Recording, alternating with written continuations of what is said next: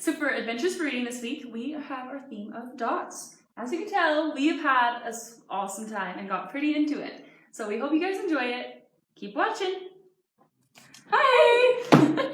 So for our theme of dots today, we are going to be making a special bowl with all of these little, well, today we're using cupcake liners, but this one was made with dots.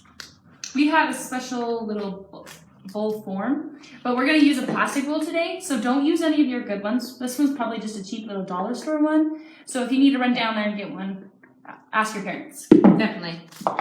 What you're going to be needing for this craft, like she said, we are going to have cupcake liners. You can choose any color you want. Yeah, because if you do flatten that, if you look, it is a dot. Yeah. So that's cool. If you want, you can still cut out dots and just do them on paper, but cupcake liners are pretty easy for perfect circles. So you also need a bowl.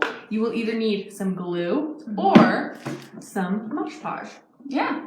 And you will need a paintbrush, so then we can do it and paint it. Yeah, because this one's going to be our form. And then this other little bowl was just going to hold the glue. Yeah. So you just want a cheap little bowl for that.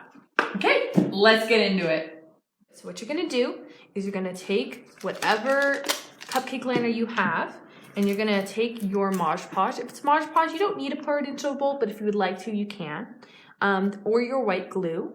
And you're going to take that, if you'd like, and also pour it into a bowl. It's up to you. It's your choice. But then you're going to take that, and you're going to get some Mod Podge on your brush. And you're going to want to first just get the side that's not colorful. If it is like this, you just want to just paint one side. You get it?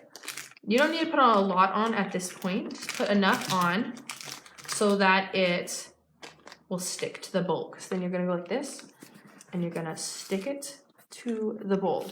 See? There. And then you'll take the Mod Podge again, and you will paint over top of it. And this time you kind of want to use a little bit more because you want it to like harden it a little bit and make it so it won't move and it will stay in the bowl shape. And go like that. Yeah, and then overlap it. See how she's overlapping it right there? You don't want any holes in your cupcake liners or your dots because then you'll have a hole in your bowl. Exactly. So you're going to want to keep going like that and painting around, and you keep going throughout all with your cupcake liners.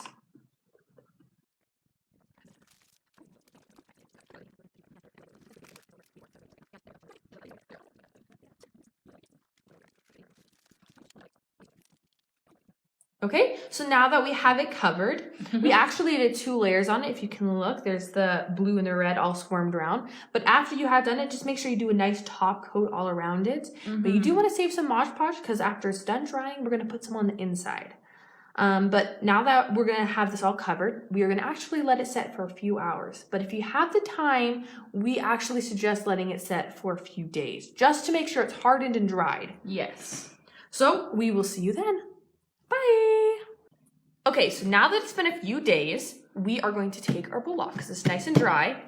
And a reminder, we are only using this big bowl so you guys can see what we're doing. You do not have to use a bigger bowl as this one because it might be a little harder to take it off. Because what you're going to do now, if you look right here, you're going to want to flip up these little edges and stick your finger under. If you need to get like a pencil or something to get just to get a finger under there, then you're going to keep going around until you get into the center. If you need to, you can flip it inside out so that you can actually get it off the bowl. We've already pulled ours off, so you guys don't have to see with us fiddling with it. It takes a long time. Yes, it does.